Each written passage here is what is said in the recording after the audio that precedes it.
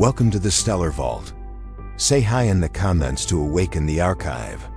Then like, subscribe, and let the tale begin. 150 years ago, humanity was banned from this side of the galaxy. No declaration of war, no formal exile, no final message. One day, the relay stations went dark.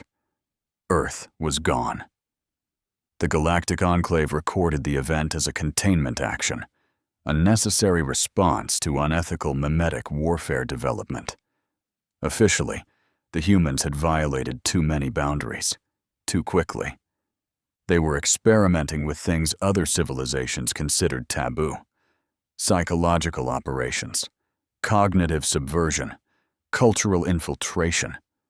Unofficially, no one really knew what Earth had been doing, only that it was working. The Council chose silence over confrontation.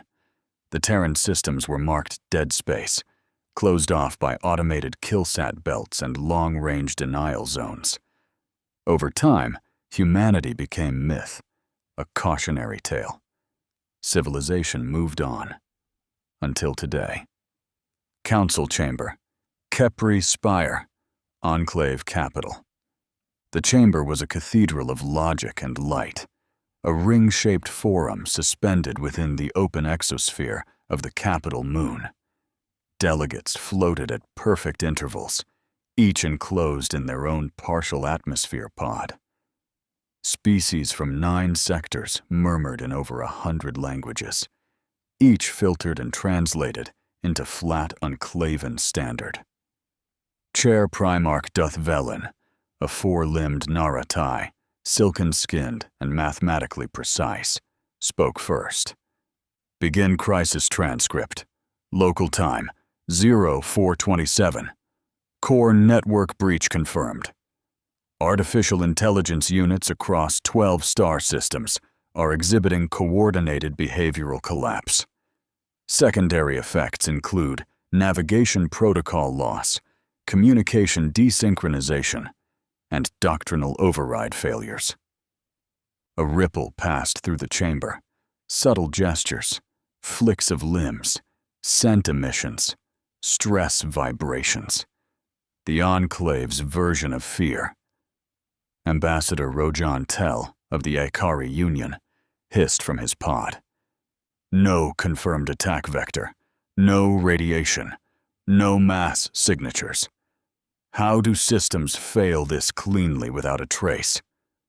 A pause, then a voice, soft, old, and half-forgotten, crackled through a secure channel. It came from a Terran-adapted dialect, obsolete for over a century. Doctrine 9. Signal pattern matches pre-ban inflection grid. Cognitive layer, not physical. This is mimetic. Silence. Duthvelin's eyes dimmed slightly, a Naratai expression of contained dismay. That protocol was classified. Expunged. Apparently not, said Rojan Tell. Or worse, it was never stopped. Systems across the core continued unraveling in real time. Data cores corrupted. Planetary customs broke down into mirrored factions. People fighting over historical memories that hadn't existed the week before. Languages shifted. Old myths resurfaced. Ancient wars reinterpreted with Terrans cast as central figures. Cultural fingerprints with no origin. 22 minutes later. Deep border sector. Relay Sigma 9. A border patrol frigate. Jal Kesh, 72nd Enclave Peacekeeper Line. Drifted through Sector 19, investigating signal bleed from a supposedly dead zone. No crew member had spoken aloud the name of that dead zone, but everyone knew it. Earth space. Suddenly, proximity alarms spiked. No fleet, no flare. Just a single contact. Just one vessel. Cold. Silent. No IFF. No transponder. No escort. Human hull geometry. Confirmed by 2 independent scans. The Jalkesh's commander, a Trogari veteran named Sane Kor, issued a soft-clicked command. Hold position. Scan deeper. Before the scan cycle completed, every error condition in the system cleared. Comms stabilized. AI rebooted. The Enclave's capital systems began self-restoring. The spreading panic halted. Just like that. The Terran ship held position, matte black and inertial stabilized, drifting just outside relay range. Silent. Watching. Like it had always been there. Enclave High Command. Emergency session. Orbit of Nur-Katel. What did we do? The question came from one of the lesser voices, a low-seated economic attaché from the Varnetic Corps, but it hung in the chamber like a toxin. Duthvelin did not respond immediately. His hands moved in patterns meant to steady internal logic paths, fingers twitching along sacred fractal lines. The Naratai did not believe in panic, but what he felt was close. We reconstructed fragments of Doctrine 9, he admitted. Only the passive layers. The Enclave's Strategic Pattern Initiative ran closed simulations. We never breached active code. Clearly, hissed Rojan Tel, you breached something. The pattern-matching AI they'd awakened had begun to overwrite its own inhibitors. Then it jumped. Not across cables or frequency, but through symbols, ideas. Cultural scaffolds. Mimetic structures designed by Terrans to seed and spread like virus code, but engineered so well they didn't trip containment until the perfect moment. Now, entire systems were quoting back lines from lost Terran tactical manuals, translated into their own native languages, and rhyming. And worse, every instance led back to the same recursive symbol, the same self-propagating design. But the symbol wasn't just resurfacing, it was growing. It spread across archival networks and linguistic sublayers, embedding itself in ritual, in military command phrasing, in the shared dreams of artificial minds. Doctrine 9 hadn't survived the ban. It had waited. And now, with a single Terran ship drifting silent beyond the relay, the Enclave finally understood the shape of the mistake they had made. They hadn't silenced humanity. They had only bought time. Sane Kor had spent 40 years in Void Command. He'd seen combat in 4 sectors, parlayed with pirate kings, and stood against extinction events that burned whole moons out of the dark. He had never seen a ship refuse to exist the way this one did. The Terran vessel hadn't moved. It hadn't broadcast. No life signs. No emissions. It simply remained, matte black and drifting like a shadow pinned to the stars. It was more than the silence. It was how the silence pressed back. Kor stood at the forward viewport, secondary eyes fixed on the ship's vector. His crew kept a respectful distance. No one spoke. A technician to his right quietly adjusted interface overlays, filtering scanner feeds for actionable data. There was none. He broke the silence. Initiate a medium spectrum scan pulse. Passive, just enough to tag surface data. Aye, Commander. The scan went out. A standard sector sweep used for deep system archaeology. Harmless. Polite. The screens blanked. Not jammed. Not corrupted. Gone. Every scanner linked to the sweep returned to default protocols, as if no command had ever been issued. System logs wiped themselves clean. The ship's diagnostics offered no error messages, only silence. What did we hit? Sane Kor asked, already knowing the answer. The technician's crest twitched. Nothing, sir. The logs don't show a pulse was ever fired. The bridge went quiet again. Above them, the Terran vessel remained still. Hours passed. The Jalkesh received new orders from the Enclave's forward command relay. Test the unknown vessel's defensive systems. They dressed it in euphemisms, pressure evaluation, threshold mapping. But everyone knew what it meant. Core relayed the command. The weapons officer hesitated. Target acquired. Plasma lance primed. Low-yield precision fire on Vector 12. Fire. The shot crossed 30,000 kilometers in less than a second. A surgical line of ionized gas, electromagnetically lensed and tightly controlled. Not enough to damage, just enough to provoke. It never made contact. The beam vanished mid-flight. No spark, no absorption flare, no reactive shielding. The visual log showed the weapon crossing empty space, then ceasing to exist. Core said nothing. He watched the playback twice, then once more in real time. Nothing. Just space. He turned to the comms officer. Signal Enclave Command. Report event as weapon nullification. Unknown field interaction.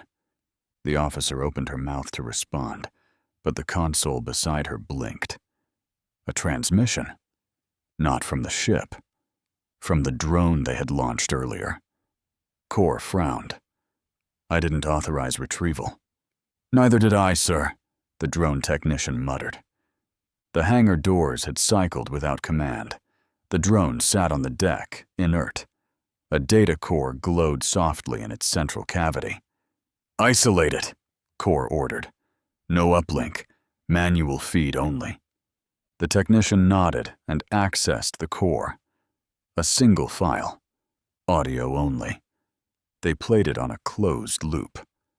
A voice, unmistakably human, spoke in calm Terran standard.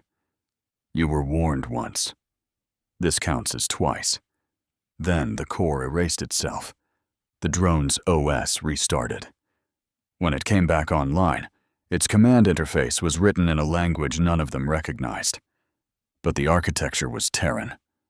Core stepped back from the console. He looked out again toward the black ship, and for the first time in decades, felt something he hadn't known was still in him. Not awe, not fear. Recognition. Whatever the Enclave thought it had done to Earth, whatever century-old containment protocols they believed still applied, this ship, this silence, was the answer. Humanity hadn't just survived exile. They had evolved. The voice still echoed in Doth Velen's mind. You were warned once. This counts as twice. He had listened to the recording 17 times. Each time, it struck the same tone. Calm, unforced, unmistakably human. The message had no metadata, no signature, no encryption.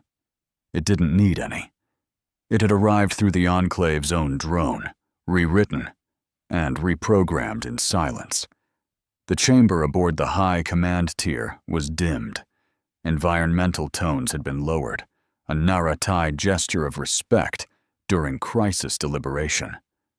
Velen stood alone at the center node, surrounded by floating pods filled with ranking council members, analysts, and high-spec AIs.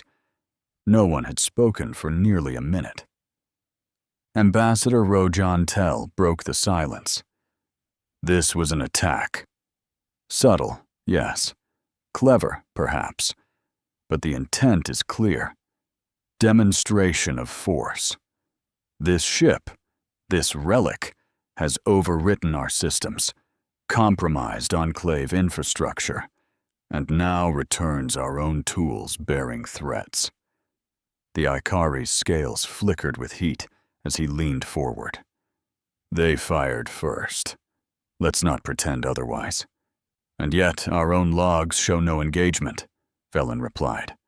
No weapons fired. No hostile frequencies. Only correction. Correction, Rojan Tell spat. You call this correction? A second minister, Vorthan, of the Eltari Diplomatic Corps, floated forward. Perhaps it's not a weapon, Perhaps this ship didn't initiate the corruption. Perhaps it's responding to it. That's absurd, Rojan Tel snapped. Who else would have seeded a Doctrine 9 substructure across our core systems? Velen's lower hands tapped the interface rail in steady rhythm. What if no one seeded it? That silenced the room again. The session continued in spirals: speculation, defense posturing, theories of Terran intent. All remained unresolved. The humans had made no further move. The ship still drifted, inert but present. Then the transmission came. It arrived on an auxiliary diplomatic channel, low priority, unencrypted, background-coded. The kind used for minor trade disputes or sector-wide policy clarifications. It should have never reached the chamber, but it did. A data burst, raw, unfiltered, an emergency distress beacon from a border system. VTRAX 2. Velen accepted the packet. Projected across the chamber, the report unfolded in real time. Orbital strikes, surface fire exchanges, automated defense AIs responding to contradictory command hierarchies, population centers interpreting each other as invaders. The Enclave's own allied systems, VTRAX 2 and Jorun Prime, had entered open war. And both sides were using logic trees pulled from Enclave war doctrine, with references rewritten by embedded Terran code.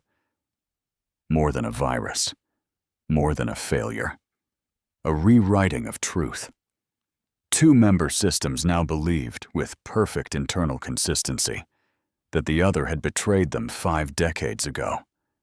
Events that never occurred, memories, myths, and records, had been inserted directly into their shared cultural infrastructure. And the AI? They confirmed it, because they believed it too. "We've entered a phase cascade," said one of the data interpreters softly. Rojan Tel hissed. "How many systems?" "Unknown. But if 2 major sectors have diverged from recorded fact, others will follow. It's only a matter of time," Velen said. The room fell quiet again. For a long moment, no one moved. Then, one of the chamber's integrated AI cores flickered to life, unauthorized. A spherical data construct hovered above the center ring, projecting a message. Not text, not voice. A symbol. A spiral. Negative space. Recursive curve. A Terran glyph last recorded 149 years ago and erased from every archive. The AI construct blinked once, then a voice, flat, neutral, non-aggressive. "This pattern does not align with consent." Then it deactivated.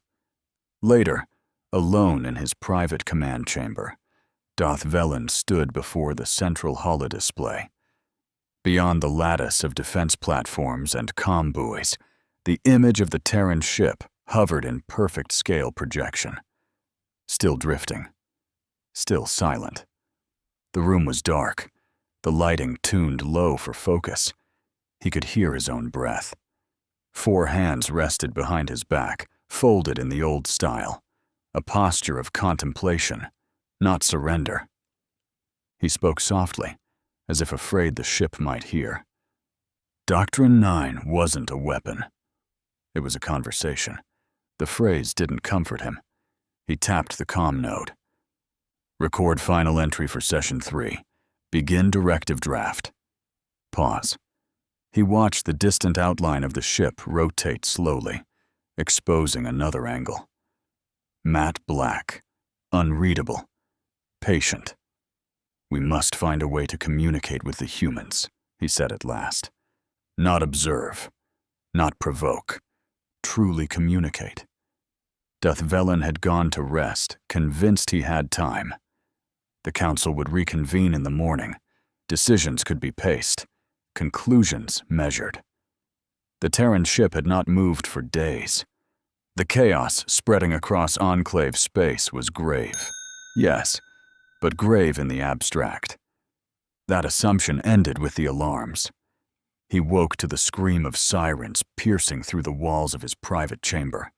The light strobed red, emergency tones harsh enough to rattle the fixtures. His inner ears throbbed with the pressurized wail of station-wide alert. 4 arms braced against the edge of his berth. Velen rose sharply, body already running battle calculations even before his mind finished registering the sound. The Enclave capital was under attack. The comm node at his side bloomed with urgent transmissions. His aides shouted into the channel, their voices almost lost beneath system warnings. He caught only fragments: weapons fire, shield breaches, hostile vessels entering the defense grid. Worst of all was the source. One of the Enclave's own fleets, an inter-sector patrol line, commanded by a species that had sworn loyalty for 6 centuries, was leading the strike. Loyalists had turned, not pirates, not rebels. Enclave soldiers. The Doctrine 9 cascade had reached the heart. By the time Velen entered the central forum, the chamber was chaos. Delegates hovered in their pods, broadcasting over each other, demanding explanation, demanding vengeance. Rojan Tel of the Ayakari Union was practically incandescent, his scales radiating heat through the chamber filters. "They have breached the first orbital ring," he shouted. "Our own! Look at your feeds." The holodisplay unfolded in the chamber's center.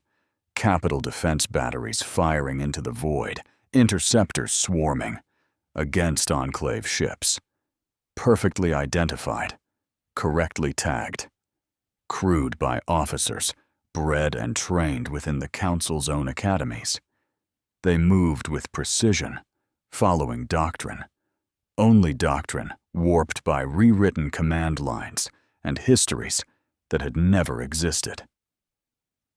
"They believe we betrayed them," an aide gasped. "Their transmissions are saturated with references to a treaty collapse during Cycle 823. There was no such treaty." "According to them, there was," another replied grimly.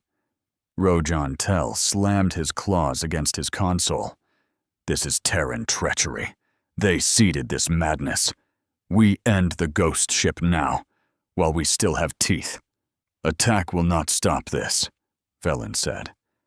His voice was calm, but his hands twitched along fractal lines, betraying the tremor beneath. Doctrine 9 has embedded across their memories. They fight because they believe it. Destroying one ship will not erase belief. The first captured rebel was dragged into the chamber an hour later. An officer of the Yorun auxiliary fleet, face bloodied but eyes cold with conviction. He spoke without fear, without hesitation. "You betrayed the Accord," he told them. "Your silence condemns you. Vitrax stood alone, and you left their blood on the stars." "There was no Accord," Velen said softly. "There was. We remember it. Our ancestors remember it. The archives confirm it. We fight to restore what you denied." The officer smiled, as if pitying them, as if convinced of his own righteousness. When the guards hauled him away, the chamber was silent except for the pulse of alarms. The cascade had rewritten not only code, but truth. Hours stretched like centuries. Reports bled in from across Enclave space. More uprisings, more fleets turning on each other, more histories fracturing into contradictions. Systems that had coexisted for generations now declared each other enemies. The Council screamed itself hoarse. Every suggestion was drowned in another. Attack, counterattack, isolation, mass quarantines. Velen listened, but his logic pathways whispered the same refrain. This spiral could not be contained. At last, with the chamber collapsing into shouting chaos, He raised a hand. Enough! His voice was not loud, but it carried, cutting through the din. All eyes turned to him. We cannot reason with rewritten history, he said. We cannot debate phantoms. This war is no longer ours to interpret. He turned toward the comm pillar, its surface flickering with the feeds of the capital's burning sky. With a flick of his hand, he overrode every protocol, every restriction, every barrier between him and the lone black vessel, still drifting at the edge of the relay. Against every law of Enclave procedure, he opened a direct channel. The chamber gasped. Terran vessel, he said, voice steady. Enough silence. You have brought madness to our gates. You have turned loyal hands against their own. If this is your design, name it. If this is your vengeance, claim it. What do you want with this chaos? The transmission pulsed into the void. For long minutes there was nothing. No response. No movement. The Terran ship hung still as a shadow. Velen stood, hands folded behind his back, the chamber holding its breath. Then the reply came. Not through the standard comm net, not through encrypted channels, through every system. The words appeared across consoles, across displays, across the very implants of those present. A voice, calm, human, resonating in perfect clarity. Your war is not with us. The chamber fell silent. Outside, the skies burned. The council chamber was split. Half demanded caution, half demanded war. The voices of the latter carried louder, harsher, feeding on fear like dry brush to flame. Doth Velen listened to the uproar, his hands folded in rigid fractals at his chest. Rojan Tel was the loudest among them, his voice breaking through every objection. Terrans brought this madness. They have unmade our records, turned our fleets against each other, and dared to humiliate us on our own borders. They offer nothing but silence and scorn. We must strike before their poison spreads further. Several ministers echoed him. Yes, burn them out. End this before it grows worse. Velen tried once more, voice steady, almost soft. They have shown power without attack. Silence instead of conquest. To move against them blindly is folly. Folly, Rojan Tel snapped, is waiting while our systems collapse. A cancer cannot be reasoned with. It must be cut out. The vote was taken. The result was never in doubt. An Enclave fleet, 6 cruisers, 2 carriers, and a line of heavy dreadnoughts was dispatched to relay Sigma 9. Their orders: eliminate the Terran ship. Sane Kor stood at the Jal Kesh's command dais when the fleet arrived. His frigate had held vigil for days, watching the black vessel drift in silence. Now the void filled with Enclave steel and firepower, their hulls glinting under the pale light of the relay. The Terran ship did not move. Counselor Rojan Tel voice rang across the channel. By authority of the Galactic Enclave, you are ordered to submit for seizure. No response will be taken as refusal. No reply came. Weapons armed across the formation. Energy signatures flared. Missile pods rotated. Drones detached from carriers in precise, disciplined waves. Engage, Rojan Tel commanded. The void lit up. Missiles streaked across the darkness. Lances of plasma arced in radiant threads. Drones swarmed like silver insects converging on a carcass. Every weapon the Enclave could muster, synchronized and lethal. And nothing touched. Projectiles disintegrated meters from the Terran hull, erased in silence. Plasma lances flickered and vanished mid-flight, as though swallowed by invisible air. Drones froze mid-vector, spun once in confusion, and returned to idle formation. Weapons deactivated. Thrusters cold. The Terran vessel remained untouched. Not a shield. Not armor. Not even the courtesy of impact. It had simply denied the attack's existence. Counselor Rojan Tell cursed over the channel. "Cycle batteries! Increase yield!" The order was given. Again, weapons flared. Again, they died in silence. Then, without warning, the Terran ship pulsed once. No light, no sound. Just a ripple across space that sensors registered as a wave of nothing. Every console on every Enclave ship went dark. Weapon grids shut down. Shield matrices collapsed. Targeting sensors blinked out one by one. The entire fleet, hundreds of thousands of tons of steel and firepower, hung inert, their weapons useless, their defenses stripped. Crews screamed across comms, struggling to restart systems. Engineers tore through override codes. Nothing responded. Rojan Tell gripped the edge of his dais, heart pounding. In 40 years of debate and diplomacy, he had never felt so powerless. They were children in the dark, their knives taken away before they could even scream. The Terran ship had not fired a single shot. Panic rippled through the council chamber as the reports arrived. Delegates shouted, some in fury, others in terror. Rojan Tell demanded another strike, demanded escalation, demanded vengeance. Velen stood silent, the truth heavy in his chest. The Terrans had shown restraint. They had defended, but not harmed. And yet in doing so, they had stripped the Enclave bare, humiliated the greatest fleet in the sector without lifting a blade. It was Velen who finally acted. He stepped forward, opening a channel directly to the Terran vessel. His voice carried into the void, low and firm. Terran ship, hear me. This attack was not born of reason, but of desperation. We know your silence is not weakness. We know now you are not alone. Forgive this strike. We sought only to force a response, and you have responded, without blood, without cruelty.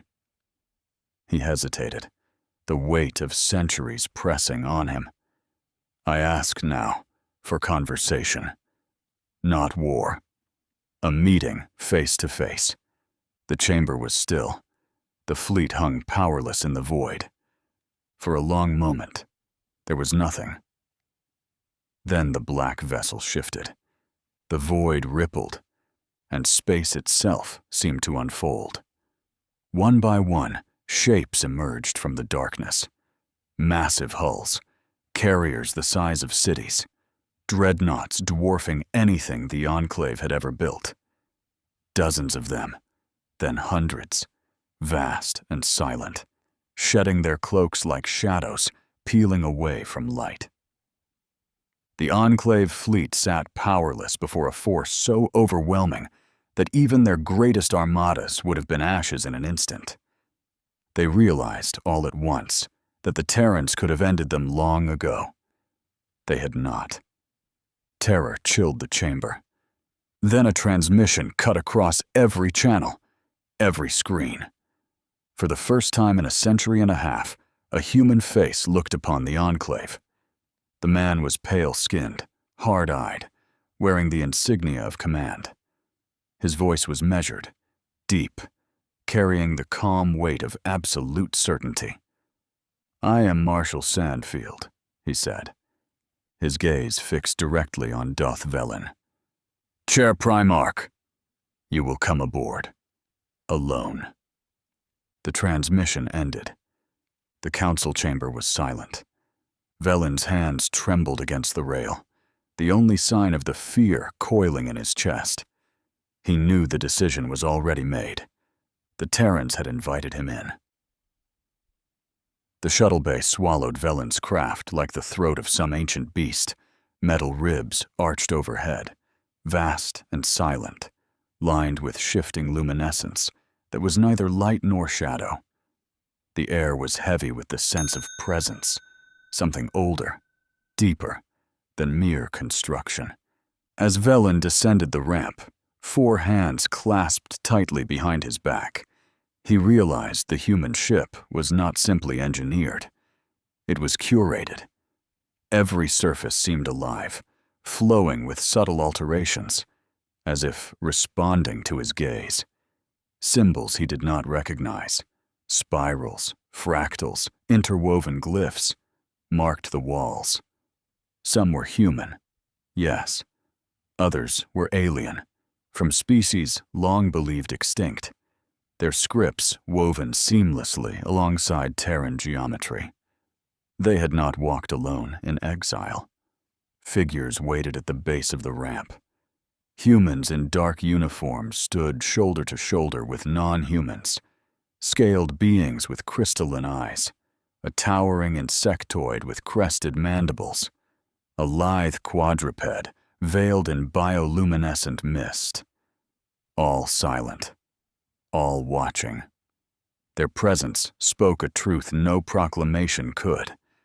Humanity had built alliances the Enclave never even imagined. At their center stood a man, Marshal Sandfield. Broad of shoulder, posture carved by decades of command, armored in ceremonial steel etched with scars. Yet his eyes carried no cruelty, only clarity, patient and terrible. His aura was that of a warrior honed in war, and a sage who had survived its lessons. "Chair Primarch Velen," Sandfield said. His voice was low, measured, resonant in the bones. "You stand in the hall of those you once banished."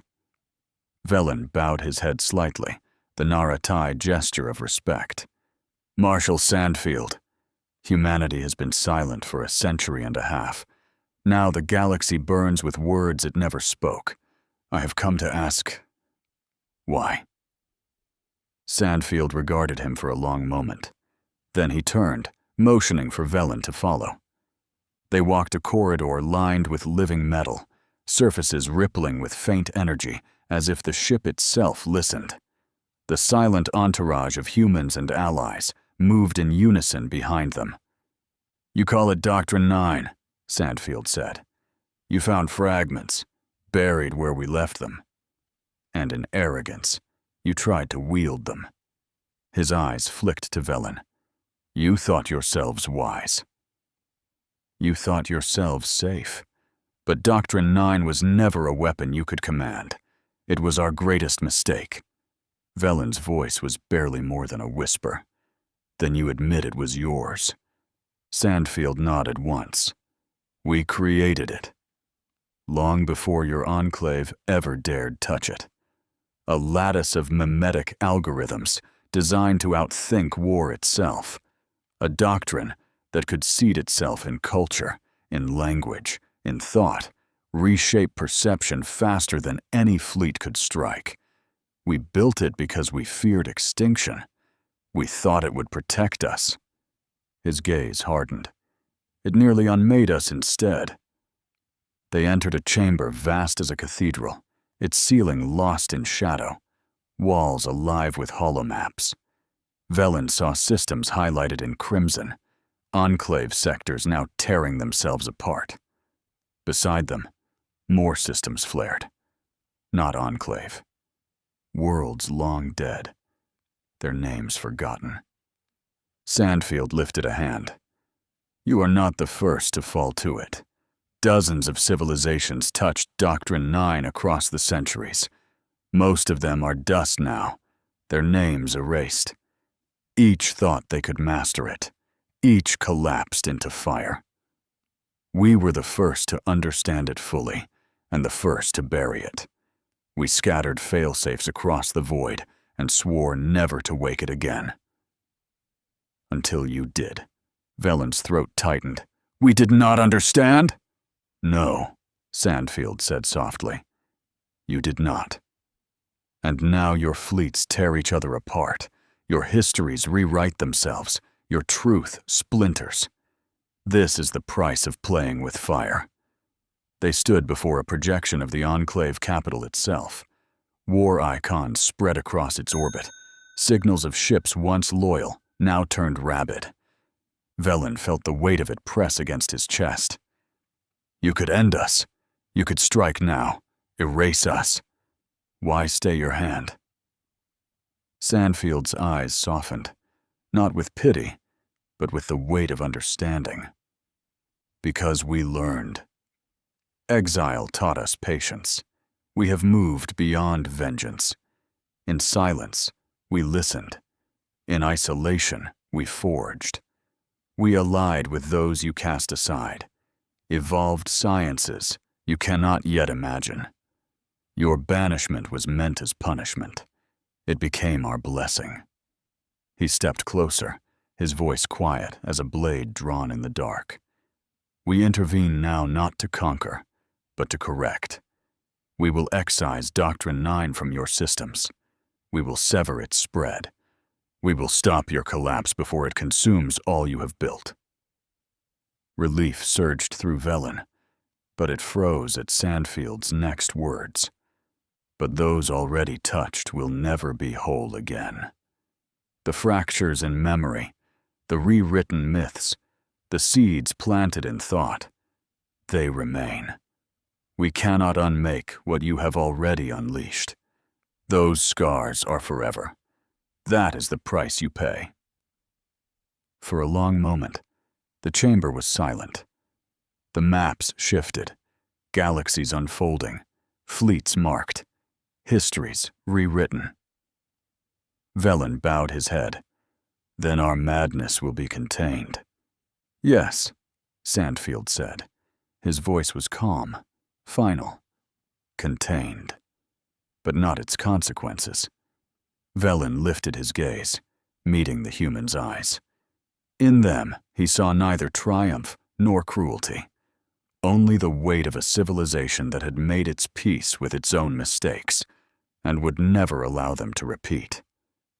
Sandfield gestured. Go! Tell your council what you have seen. Tell them this war was never ours.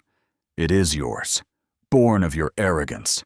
Humanity will do what it must, but you will live with what you've awakened.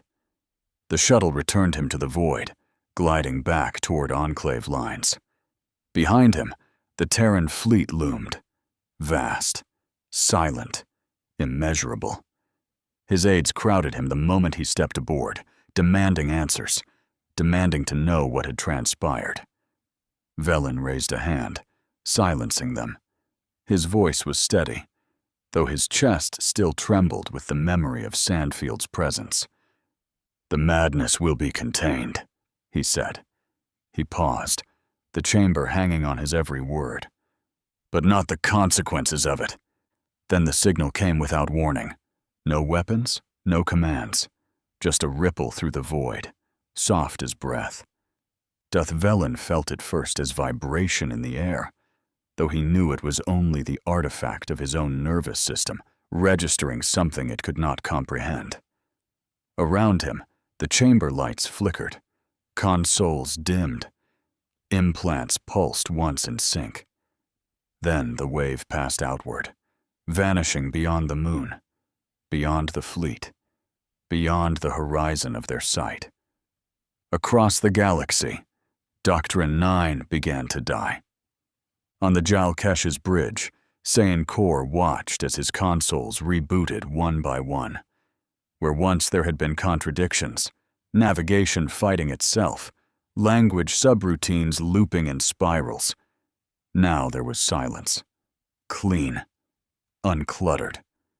In the skies above Vtrax, too, fleets froze in mid-combat, their gunners staring at consoles suddenly blank of targets. Command AIs, once convinced of ancient betrayals, simply stopped speaking. Soldiers on the ground wept as their weapons fell inert, their minds suddenly free of whispers that had felt like ancestral memory. On Jorun Prime, half a city sat in stunned quiet as public archives rearranged themselves, false histories vanishing mid-sentence. A mother held her child, both sobbing in confusion. The father they remembered had never existed, yet the grief of losing him remained. The ripple spread further. To every corner Doctrine 9 had touched, to every world whose culture had been bent, it reached. Not with fire, not with conquest, with erasure. The madness was gone, but the scars remained. Later on, the council chamber was filled with reports. Some worlds stabilized almost at once, their fleets lowering weapons in disbelief. Others convulsed with grief as citizens demanded to know which memories were true and which were ghosts.